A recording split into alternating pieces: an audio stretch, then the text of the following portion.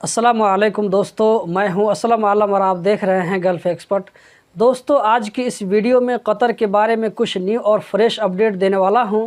अगर आप कतर में काम करते हैं या कतर जाने वाले हैं तो इस वीडियो को ज़रूर देखें, क्योंकि कतर जाने वालों के बारे में पीसीआर टेस्ट के हवाले से एक बहुत बड़ा फ्रॉड का पता चला है। मैं आप लोगों को इसके बारे में बताने वाला हूं। और दूसरी जो एक और इम्पोर्टेंट चीज़ मैं आप लोगों को बताने वाला हूं वो है मिनिस्ट्री ऑफ कॉमर्स की तरफ से एक नया रूल आया है, तो वो भी मैं आप लोगों को इस वीडियो में बताने वाला हूं। तो दोस्तों, इस वीडियो को कहीं भी मिस मत कीजिएगा, लास्ट तक ज़रूर देखें और कतर के बारे में रोज़ाना इसी तरह की वीडियो देखते रहने के लिए चैनल को सब्सक्राइब कर लें। तो दोस्तों, हम चलते हैं आज की वीडियो की जानिब। दोस्तों, कतर में लोग नशा आवर चीज़ को लाने के लिए, स्मगलिंग करने के लिए रोज़ नित नए तरीक़े को ढूंढते हैं, लेकिन वो इसमें कामयाब नहीं हो पाते हैं। इसी तरह की कोशिश में एक बार फिर से एयरपोर्ट कस्टम डिपार्टमेंट ने 1 किलोग्राम नशीली चीज़ को कतर में स्मगलिंग होने में नाकाम बना दिया है। ये नारकोटिक मटेरियल गाड़ी के पार्ट पुर्जे में छुपा कर लाया जा रहा था, लेकिन कस्टम वालों ने पकड़ लिया, जैसा कि आप स्क्रीन पर इसे देख सकते हैं। कतर में 13 सितंबर को 130 लोगों के खिलाफ कानूनी कार्रवाई की गई है।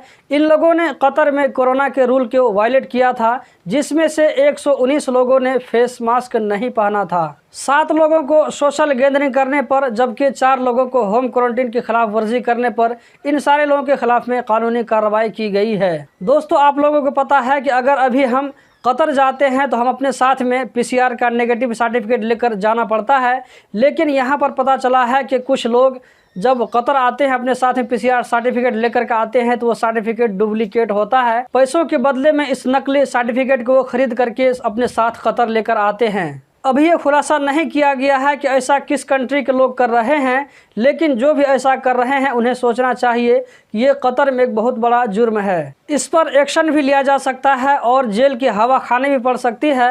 डुप्लीकेट सर्टिफिकेट लेकर के कतर आने वाला आदमी खुद को भी प्रॉब्लम में डाल रहा है और दूसरों की लाइफ के साथ भी खिलवाड़ कर रहा है। इस पर संगीन किस्म का केस भी लग सकता है। इस तरह करने वाले होशियार हो जाएं और जिस हेल्थ सेंटर या मेडिकल से ये लोग सर्टिफिकेट लेकर आते हैं उसके खिलाफ भी कार्रवाई हो सकती है।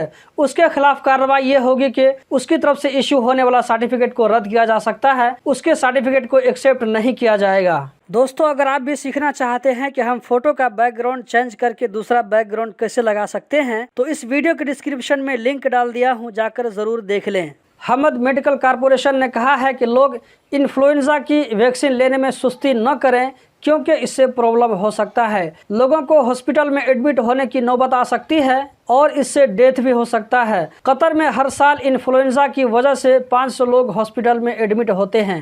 दोस्तों, यहाँ पर ministry of commerce and industry की तरफ से एक अहम अपडेट आया है कि आप कतर में जिस तरह का भी बिजनेस कर रहे हों, दुकान चला रहे हों, आप इसमें क्या सर्विस देते हैं, आप क्या सामान बेचते हैं, इसके बारे में आपको प्राइस लिख करके रखना पड़ेगा, वो भी अरबी में। चाहे वो लाइसेंस घर में ही काम करने के लिए क्यों न दिया गया हो। जैसे कतर में कतरी लेडीज़ को सिलाई का काम करवाने के लिए लाइसेंस दिया जाता है, तो यहाँ पर भी जो सर्विस दी जाती है उसका प्राइस लिस्ट लिख करके रखना पड़ेगा दुकान में। दोस्तों, इससे हम आम वर्करों को बहुत फ़ायदा है, क्योंकि प्राइस पर हुकूमत की तरफ से कंट्रोल रहेगा, वरना बहुत सारी जगहों पर दुकान वाले अपनी मर्ज़ी से पैसा वसूल करते हैं हम ग्राहकों से। तो कतर में जितने भी लाइसेंस होल्डर हैं जो कि ट्रेडिंग करते हैं, सबको अपने दुकान में प्राइस लिख करके रखना पड़ेगा अरबी में। अरबी लैंग्वेज के साथ साथ दूसरे लैंग्वेज में भी सामान का डिटेल और इसका प्राइस लिख सकते हैं।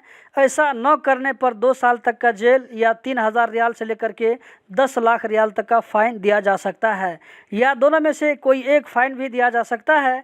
इसी तरह जो लोग ऑनलाइन बिजनेस करते हैं, ये रूल उनके ऊपर भी लागू होगा। मिनिस्ट्री ऑफ पब्लिक हेल्थ ने कहा है कि कतर में 13 सितंबर को पिछले 24 घंटों में 131 कोरोना के नए केस रिकॉर्ड हुए, 102 लोकल लोगों में, जबकि 29 बाहर से आने वालों में। जबकि पिछले 24 घंटों में 164 लोग इस वायरस से रिकवर होकर अपने घरों को गए। डॉक्टर अब्दुल लतीफ़ अल खाल ने कहा है कि वैक्सीन का तीसरा डोज लेने से हमें नहीं डरना चाहिए। तीसरा डोज भी पिछले ही डोज की तरह होता है। जितना इफेक्ट दूसरा डोज लेने में हुआ था, उससे कम इफेक्ट तीसरा डोज लेने में होता है। वैक्सीन का दूसरा डोज लगाने के 8 महीना के बाद बॉडी में वैक्सीन का असर कम होने लगता है। तो दोस्तों, यही थी आज की वीडियो। कतर के बारे में इसी तरह की वीडियो रोजाना देखते रहने के लिए चैनल को सब्सक्राइब करें, वीडियो को लाइक करें। वीडियो देखने का बहुत बहुत शुक्रिया।